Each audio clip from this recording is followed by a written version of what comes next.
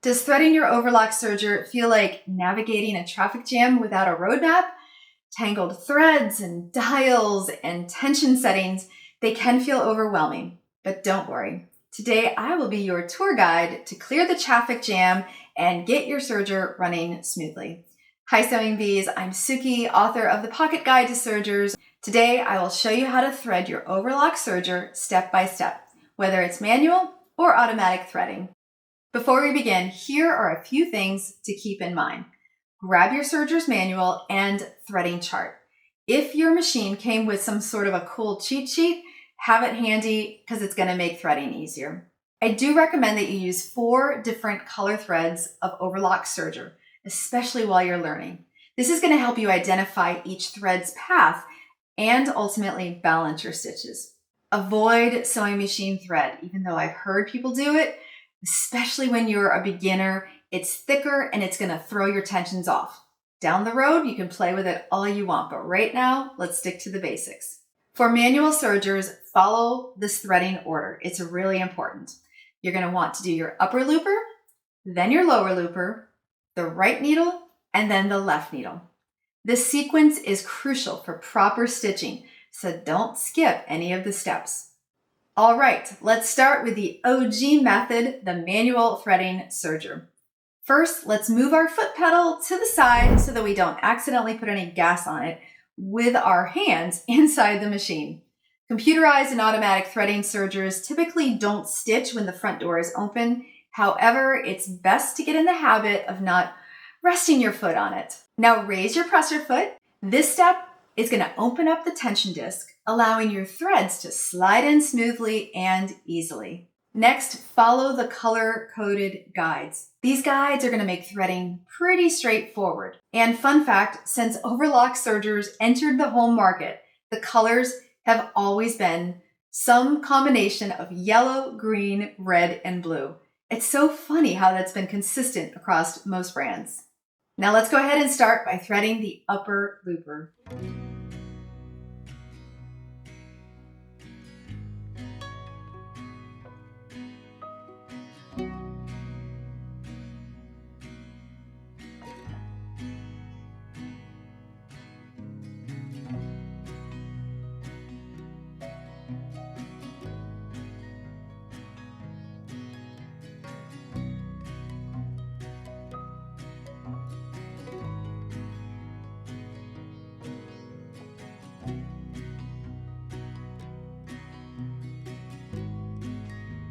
Now let's tackle the lower looper. This is usually the tricky one, but don't worry, I've got a little pro tip, and I'm gonna tell you it's gonna be like your GPS for precision. It's literally the precision angled tweezers. Most sergers come with them. If not, get yourself a pair. Now let's go ahead and thread.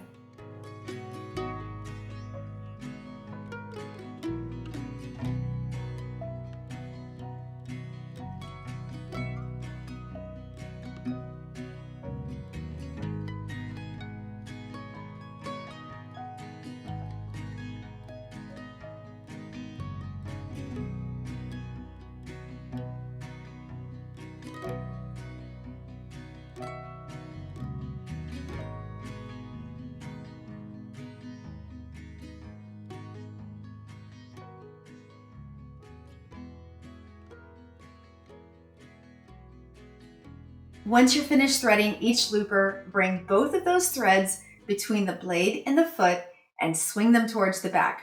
And pat yourself on the back. Now on to the final stretch, the needles. Make sure your needles are at the highest position. This might require you to turn the hand wheel.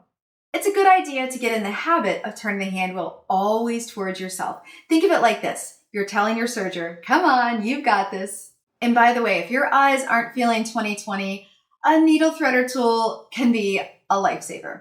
And is it just me, but once I turned 40, my eyesight went downhill fast. Is that why they call it 20/20? Anyways, threading the needles on a serger is going to feel a lot like threading them on a sewing machine, except now you're just going to do it twice. And don't forget that we want to do the right needle and then your left needle.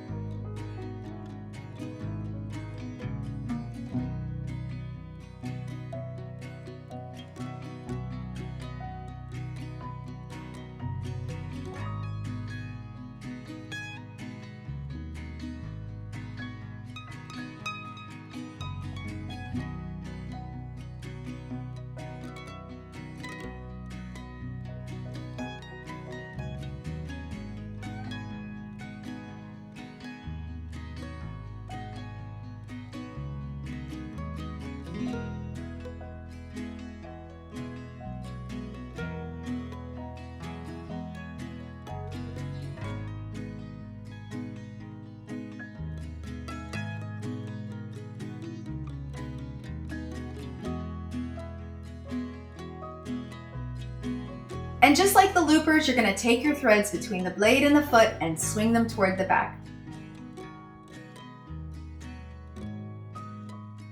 Okay, now before you get too much in the celebration mode, double check that all your threads are sitting snugly in all of the tension disc.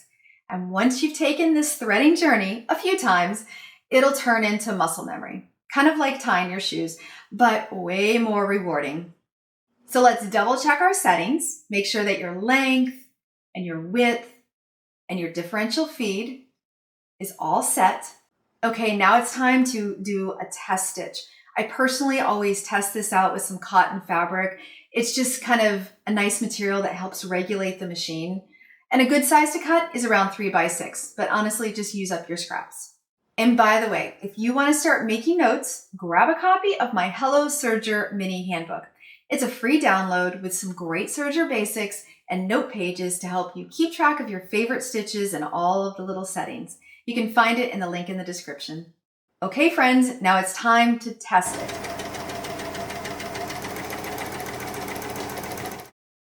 Okay, now that we've tackled manual threading, let's talk about the magic of automatic threading. If your overlock serger has this feature, great news. You've got the express lane to threading. Here are a few of the key differences. There's no specific order that you need to follow for threading, which is really nice.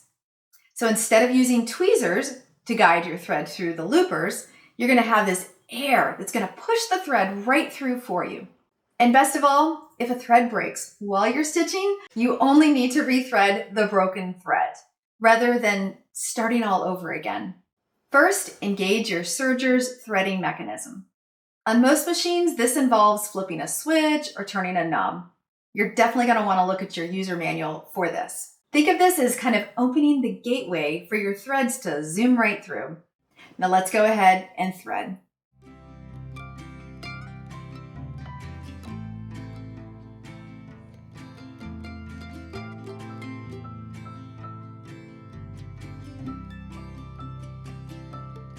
Next, cut your thread ends nice and clean.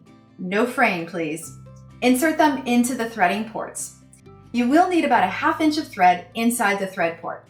And if you struggle with this, try cutting the thread on an angle or use tweezers to put the thread into the port. And now for the fun part. Press the button or pump the lever or hit your foot pedal, whatever your manual tells you to do, and it's gonna send that thread flying through the machine. Just like the manual threading serger, you can take all your threads and guide them between the blade and the foot and bring them toward the back. Even with automatic threading on the loopers, you'll likely need to thread the needles manually, even though there are some sergers that do have built-in needle threaders.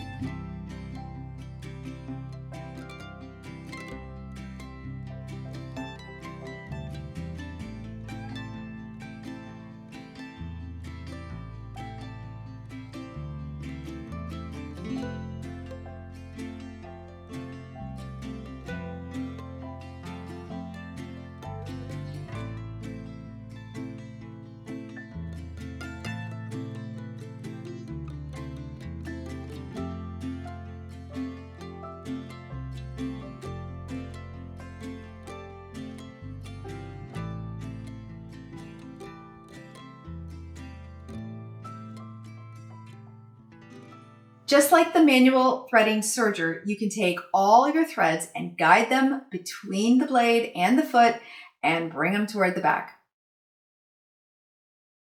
Now it's time to test it.